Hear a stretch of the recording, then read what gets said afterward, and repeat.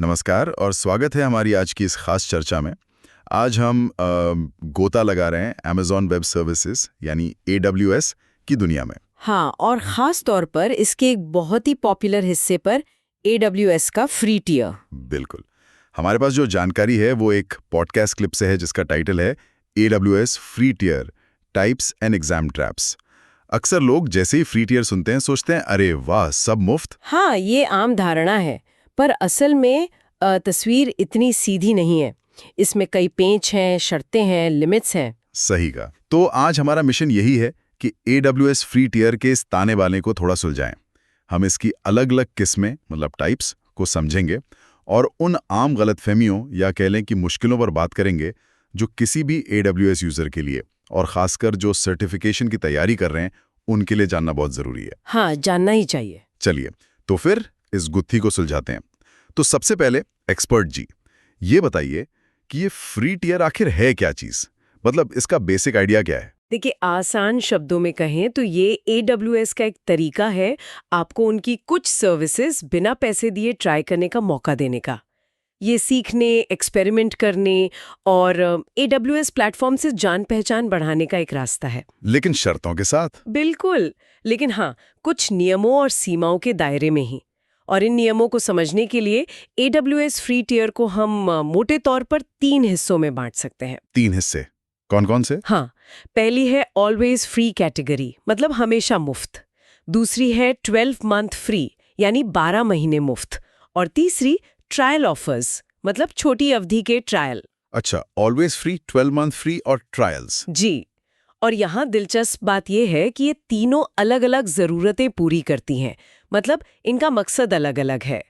कुछ सेवाएं हैं जिनकी ज़रूरत लगातार पड़ती है, थोड़ी थोड़ी, तो उनके लिए ऑलवेज फ्री सही है। जो लोग AWS पर नए हैं और मेन सर्विसेज को परखना चाहते हैं, उनके लिए 12 मंथ फ्री है। ओके। और कुछ खास, शायद थोड़ी कॉम्प्लेक्स सर्विसेज को जल्दी से आजमाने के लिए ट्रायल ऑफर्स होते हैं। ये सभी सोची समझी स्ट्रैटेजी का हिस्सा है। समझ गया। तो चलिए पहली कैटेगरी से शुरू करते हैं, ऑलवेज फ्री या हमेशा मुफ्त। जैसा नाम है, क्या ये वाकई हमेशा मुफ्त रहती हैं? हाँ, रहती तो है, लेकिन एक बड़े लेकिन के साथ। वो क्या? ये सर्विसेज हमेशा मुफ्त रहते हैं, पर केवल एक तयशुदा यूसेज लिमिट के अंदर, मतलब एक सीमा है। हाँ, अच्छा, उदाहरण दे सकते हैं? बिल्कुल, जैसे AWS लैम्डा है जो आपको बिना सर्वर मैनेज किए कोड चलाने देता है। हाँ, सर्वरलेस। हाँ, उसमें हर महीने 1 मिलियन यानी 10 लाख रिक्वेस्ट तक मुफ्त है। 10 लाख सुनने में तो काफी लगता है। हाँ, लगता है। फिर जैसे Amazon DynamoDB है जो एक NoSQL डेटाबेस सर्विस है, उसमें 25 GB स्टोरेज और 25 रीड राइट कैपेसिटी यूनिट्स तक कोई चार्ज नहीं है। ये रीड राइट यूनिट्स क्या तय करती हैं? ये तय करती हैं कि आप डेटाबेस से कितनी तेजी से डेटा निकाल या डाल सकते हैं। ओके। और इसी तरह Amazon CloudWatch है जो आपके AWS रिसोर्सेज की मॉनिटरिंग करता है। उसमें 10 कस्टम मैट्रिक्स और 10 अलार्म सेट करना मुफ्त है। और वो मैनेजमेंट वाली सर्विसेज जैसे IAM? हाँ, वो भी।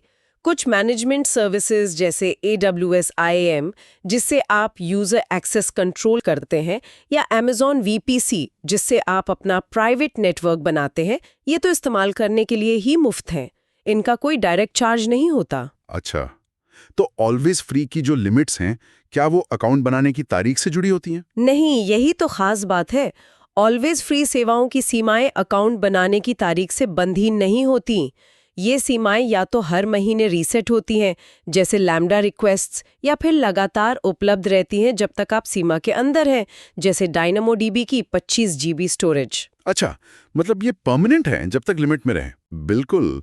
इसका मतलब है कि अगर आपका इस्तेमाल कम है तो आप इन सेवाओं का सालों साल बिना पैसे दिए इस्तेमाल कर सकते हैं। ये उन बेसिक लगातार चलने वाली चीजों के लिए बहुत उपयोगी है। लेकिन यहाँ एक सवाल मेरे मन में आ रहा है। पूछिए। क्या ये सीमाएं जैसे लैम्डा की 1 मिलियन रिक्वेस्ट्स या DynamoDB की 25 GB वाकई किसी ठीक-ठाक एप्लीकेशन के लिए काफी हैं? ये बहुत अच्छा सवाल है और इसका जवाब है, ये निर्भर करता है। एक छोटे ब्लॉग, पर्सनल प्रोजेक्ट या बहुत ही कम ट्रैफिक वाली एप्लीकेशन के लिए ये लिमिट शायद काफी हों। शायद। हाँ, लेकिन अगर आप कोई कमर्शियल एप्लीकेशन चला रहे हैं या आपकी वेबसाइट पर अच्छा खासा ट्रैफिक है, तो आप इन सीमाओं को बहुत जल्दी पार कर सकते हैं। अच्छा। तो ऑलवेज फ्री का मतलब ये बिल्कुल नहीं कि आप बिना सोचे समझे इस्तेमाल करते रहें।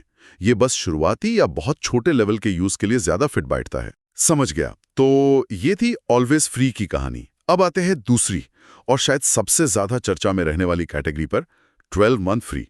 यहाँ चीजें थोड़ी और पेचीदा हो जाती हैं, है ना? हाँ, यहाँ थोड़ा ध्यान ज्यादा देना पड़ता है। इसका सबसे बड़ा पेच, जैसा आपने कहा, यही है कि ये ऑफर सिर्फ AWS अकाउंट बनाने के पहले 12 महीनों के लिए ही वैलिड है। सिर्फ पहले साल? बिल्कुल। 12 महीने पूरे होते ही ये छूट खत्म हो जाती है। इसमें कौन कौन सी मेन सर्विसेज आती हैं? इसमें कई जरूरी सर्विसेज शामिल हैं, जैसे Amazon EC2 जो क्लाउड में वर्चुअल सर्वर चलाने की सेवा है। हाँ, वर्चुअल मशीन। जी। इसमें T2.micro या T3.micro जैसे छोटे इंस्टेंस टाइप्स के लिए हर महीने 750 घंटे मुफ्त मिलते हैं। 750 घंटे? मतलब एक इंस्टेंस पूरे महीने चल सकता है? हाँ, लगभग 24 घंटे 31 दिन करीब 744 घंटे होते हैं। तो 750 घंटे एक इंस्टेंस को लगातार चलाने के लिए काफी हैं। अच्छा, और क्या है इसमें? फिर है Amazon S3 यानी सिंपल स्टोरेज सर्विस, फाइलें स्टोर करने के लिए। इसमें 5 GB स्टैंडर्ड स्टोरेज मुफ्त मिलता है पहले साल। सिर्फ 5 GB? ये तो काफी कम लगता है आजकल। हाँ, सीखने और छोटे प्रोजेक्ट्स के लिए है ये। फिर Amazon RDS है, रिलेशनल डेटाबेस सर्विस।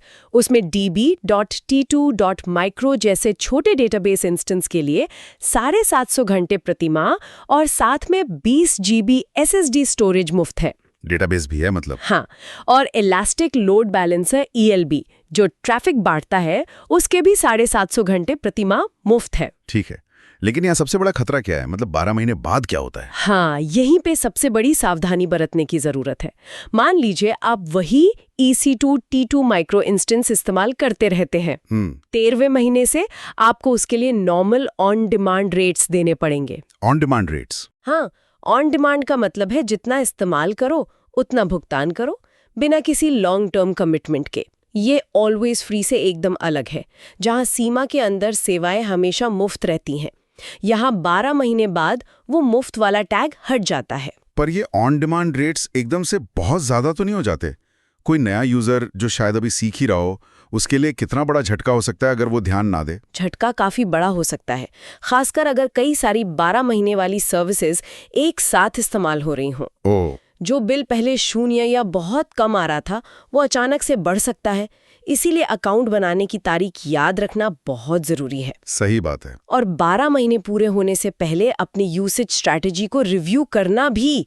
सोचना होगा कि क्या आप इन सर्विसेज का पेमेंट करने को तैयार हैं या कोई और ऑप्शन चुनना है, या शायद इस्तेमाल कम करना है। लापरवाही का नतीजा एक भारी भरकम बिल हो सकता है। ये आमतौर पर बहुत छोटी अवधि के लिए होते हैं। कितनी छोटी? जैसे 15 दिन, 30 दिन या कभी-कभी कुछ महीने। और ये तब शुरू होते हैं जब आप किसी खास सर्विस को पहली बार इस्तेमाल करना शुरू करते हैं, न कि अकाउंट बनाने के दिन से। अच्छा, ये सर्विस स्पेसिफिक है? बिल्कुल। उदाहरण के लिए Amazon इंस्पेक्टर है, जो आपके एप्लीकेशंस की सिक्योरिटी चेक करती है। उसका 15 दिन का मुफ्त ट्रायल मिलता है। ओके। इसी तरह Amazon लाइट सेल है, जो वर्चुअल सर्वर, डेटाबेस वगैरह इस्तेमाल करने का एक आसान पैकेज तरीका है। उसका 30 दिन या उससे ज्यादा का मुफ्त उपयोग कुछ लिमिट्स के साथ मिल सकता है। और Amazon Redshift जो एक डेटा वेयरहाउस सर्विस है, उसका भी कुछ समय के लिए ट्रायल मिल सकता है। लेकिन इनमें क्या खास ध्यान रखना है? यहाँ सबसे जरूरी बात यह है कि ये केवल एक बार मिलने वाले ऑफर हैं। One time only? एक बार मतलब एक बार आपने किसी सर्विस का ट्रायल इस्तेमाल कर लिया तो वो दोबारा नहीं मिलेगा, चाहे आप उस सर्विस का इस्तेमाल बंद करके फिर से शुरू करें। हाँ, समझ गया। ये अल्पकालिक होते हैं, शॉर्ट टर्म, और इनका मकसद सिर्फ उस विशेष सर्विस को आजमाना होता है, टेस्ट करना होता है। आप इनसे लंबे समय तक मुफ्त इस्तेमाल की उम्मीद नहीं कर सकते। जैसे किसी चीज का सैंपल मिलना? हाँ, बिल्कुल। ये बस चखने जैसा है, पूरा खाना नहीं। चलिए, इन तीनों कैटेगरीज को और अच्छे से समझने के लिए वो जो सोर्स में उदाहरण दिया था उस पर चलते हैं। हाँ, वो अच्छा उदाहरण है। मान लीजिए किसी ने आज एक नया AWS अकाउंट बनाया। ठीक है। पहले महीने में उन्होंने एक EC2 T2.micro इंस्टेंस पूरे 750 घंटे चलाया।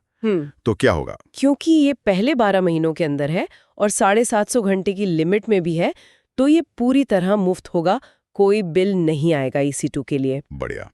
अब मान लीजिए उसी महीने उन्होंने Amazon S3 में 10 GB डेटा स्टोर किया। ओके। S3 की 12 महीने वाली फ्री टियर लिमिट तो 5 GB है, तो अब क्या होगा? अब पहले 5 GB तो मुफ्त होंगे क्योंकि वो लिमिट के अंदर है, लेकिन जो एक्स्ट्रा 5 GB हैं, 10 GB 5 GB, उनके लिए उन्हें बिल भेजा जाएगा। भले ही वो पहले ही महीने में हो। हाँ, भले ही वो पहले ही महीने में हो, फ्री टियर लिमिट क्रॉस होते ही चार्ज लगना शुरू हो जाता है। और अब सबसे जरूरी हिस्सा, जैसे ही अकाउंट बने 12 महीने पूरे होंगे, मान लीजिए 13वां महीना शुरू होता है। हाँ, अगर वे वही EC2 T2.micro इंस्टेंस चलाना जारी रखते हैं तो क्या होगा?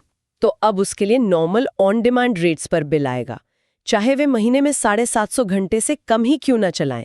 वो 12 महीने वाली छूट अब खत्म हो चुकी है। अच्छा, तो वो 750 घंटे वाली लिमिट अब मायने नहीं रखती। उस छूट के तौर पर नहीं, अब आप जितना घंटा चलाएंगे उतने का बिल ऑन डिमांड रेट पर आएगा। ये बिल्कुल वैसा है जैसे किसी फोन कंपनी का पहला साल का सस्ता प्लान खत्म हो गया हो और अब स्टैंडर्ड रेट लग रहे हो। एकदम सही एनालॉजी है। ये उदाहरण साफ दिखाता है कि सिर्फ यूसेज की मात्रा, जैसे घंटे या GB ही नहीं, बल्कि टाइम, अकाउंट कब बना, ट्रायल कब शुरू हुआ का ध्यान रखना भी उतना ही जरूरी है। हाँ, दोनों मिलकर तय करते हैं कि कब और कितना बिल आएगा। बिल्कुल। और यहीं से हम उन आम गलतफहमियों या जैसा सोर्स में कहा गया जाल, ट्रैप्स पर आते हैं जिनसे बचना बहुत जरूरी है। हाँ, ये जानना बहुत जरूरी है। ये बातें न सिर्फ सर्टिफिकेशन एग्जाम्स में पूछी जा सकती हैं, बल्कि असल दुनिया में AWS इस्तेमाल करते समय पैसे बचाने के लिए भी महत्वपूर्ण है। पहला जाल, और शायद सबसे बड़ा, फ्री टियर को अनलिमिटेड मान लेना। हाँ, ये बहुत कॉमन मिस्टेक है। जैसे हमने देखा, हर फ्री टियर ऑफर की एक लिमिट है। घंटे, GB, रिक्वेस्ट कुछ भी हो सकता है। सीमा पार करते ही मीटर चालू हो जाता है और यही नए यूजर्स अक्सर फंसते हैं। और ये सीमाएं पार करना कई बार अनजाने में भी हो जाता है। शायद आपने कोई स्क्रिप्ट चला दी जो उम्मीद से ज्यादा लैम्डा रिक्वेस्ट भेज रही है जी। या आपने S3 में बड़े लॉग फाइल्स डाल दिए और ध्यान नहीं दिया। सही। नतीजा महीने के अंत में एक अनचाहा बिल। दूसरा जाल, फ्री टियर को परमानेंट समझ लेना। जैसा हमने बात की, केवल ऑलवेज फ्री कैटेगरी की सेवाएं ही लिमिट्स के अंदर स्थायी रूप से मुफ्त हैं। 12 महीने वाली कैटेगरी सिर्फ पहले साल के लिए है और ट्रायल्स तो और भी कम समय के लिए। ये मान लेना कि जो आज मुफ्त है वो कल भी मुफ्त रहेगा, एक बड़ी गलती हो सकती है। ये खासकर उन लोगों के लिए महत्वपूर्ण है जो लंबे समय के प्रोजेक्ट्स प्लान कर रहे हैं। हाँ, अगर प्लान 12 महीने के फ्री टियर पर बहुत ज्यादा डिपेंडेंट है तो साल पूरा होने के बाद की कॉस्ट का हिसाब पहले से लगाना होगा। बिल्कुल। तीसरा जाल, ये सोचना कि हर AWS सर्विस में फ्री टियर होता है। हाँ, ये भी एक गलत धारणा है। ऐसा बिल्कुल नहीं है। AWS की सैकड़ों सर्विसेज हैं और उनमें से कई का कोई फ्री टियर ऑफर होता ही नहीं। जैसे Amazon Redshift, जो बड़े स्केल पर डेटा एनालिसिस के लिए यूज होती है, उसका आमतौर पर कोई ऑलवेज फ्री ऑप्शन नहीं होता, हालांकि ट्रायल मिल सकता है। तो रूल क्या है? रूल ये है कि किसी भी नई सर्विस का इस्तेमाल करने से पहले हमेशा उसकी प्राइसिंग डिटेल जरूर चेक कर लें। मानने से पहले जांच लें। ये बहुत जरूरी है क्योंकि AWS लगातार नई सर्विसेज लॉन्च करता रहता है। किसी नई आकर्षक सर्विस को देखकर तुरंत इस्तेमाल शुरू कर देना और बाद में पता चलना कि वो फ्री टियर में थी ही नहीं, काफी निराशाजनक हो सकता है। सही बात है। और चौथा जाल, शेयर्ड अकाउंट्स का मामला। हाँ, ये टीमों के लिए खास है। कई बार कंपनियां या टीमें एक ही AWS अकाउंट इस्तेमाल करती हैं। यहां याद रखने वाली बात यह है कि फ्री टियर की लिमिट्स पूरे अकाउंट पर लागू होती हैं, हर एक यूजर पर अलग अलग नहीं। मतलब जैसे EC2 T2.micro के 750 घंटे की लिमिट पूरे अकाउंट के लिए है। अगर उस अकाउंट में 2 यूजर हैं और दोनों ने 400 घंटे का इंस्टेंस चलाया तो कुल 800 घंटे हो गए। हाँ, इसका मतलब है कि 50 घंटे के लिए बिल आएगा, 750 द्वारा 800। भले ही किसी भी एक यूजर ने 750 घंटे की लिमिट पार ना की हो। ओह, ये तो टीमों और ऑर्गेनाइजेशंस के लिए बहुत महत्वपूर्ण है। अगर अकाउंट शेयर हो रहा है तो फ्री टियर के यूसेज पर नजर रखने और कोऑर्डिनेट करने की जरूरत होती है, वरना कोई एक टीम अनजाने में पूरे अकाउंट के लिए कॉस्ट बढ़ा सकती है। संवाद और निगरानी यहाँ बहुत जरूरी है। कम्युनिकेशन इज की। ठीक है, ये सब लिमिट्स हैं, ट्रैप्स हैं, पर एक आम यूजर को पता कैसे चलेगा कि वो लिमिट के करीब पहुंच रहा है या उसे पार कर गया है? क्या AWS इसमें कोई मदद करता है? हाँ बिल्कुल।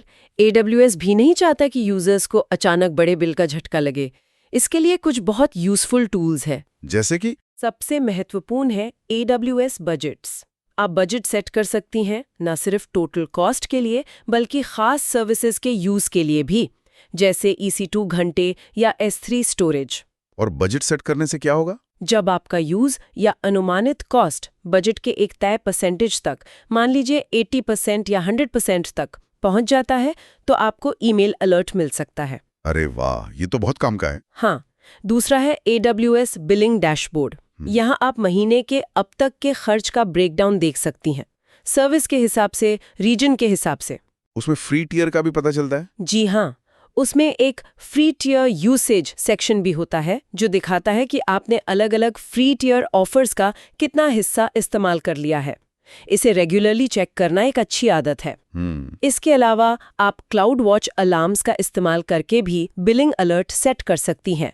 ये थोड़ा ज़्यादा टेक्निकल है, लेकिन आपको बहुत कस्टमाइज्ड अलर्ट बनाने की सुविधा देता है।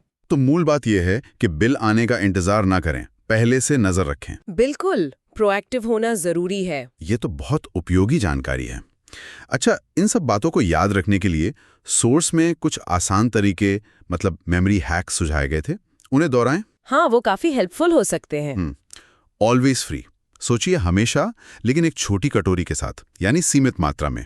जैसे लैम्डा की हर महीने मिलने वाली 10 लाख रिक्वेस्ट की छोटी कटोरी, जो हमेशा भरी रहती है, सीमा के अंदर। हाँ, छोटी कटोरी अच्छा है। 12 मंथ फ्री, सोचिए नया अकाउंट और पहला जन्मदिन। ये ऑफर अकाउंट के पहले जन्मदिन तक ही चलता है, जैसे EC2 के 750 घंटे, लेकिन सिर्फ पहले साल के जश्न के तौर पर।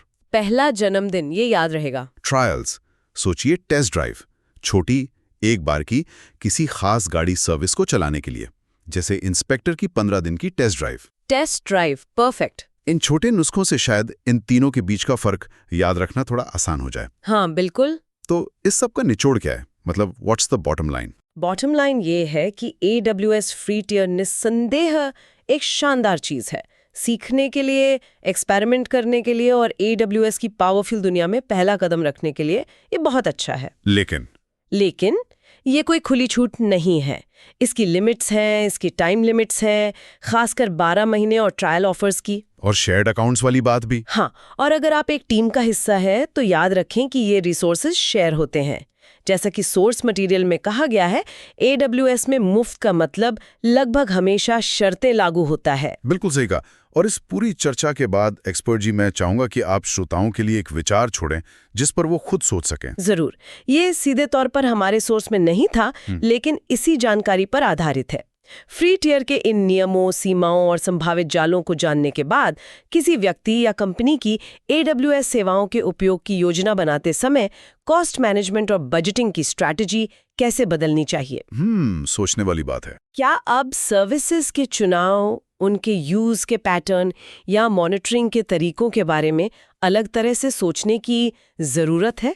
और क्या ये जानकारी आपको कुछ सर्विसेज को फ्री टियर में भी इस्तेमाल करने से हिचकिचाएगी, अगर आपको लगता है कि आप अनजाने में लिमिट पार कर सकते हैं? और एक और सवाल। हाँ, क्या फ्री टियर वास्तव में नए उपयोगकर्ताओं को प्रयोग करने के लिए उतना आसान बनाता है जितना लगता है, या ये अनजाने में उनके लिए जटिलताएं और संभावित लागत जोखिम भी जोड़ देता है, खासकर अगर वे इन सभी बारीकियों से पूरी तरह वाकिफ ना हों? बिल्कुल, इस पर जरूर सोचिएगा।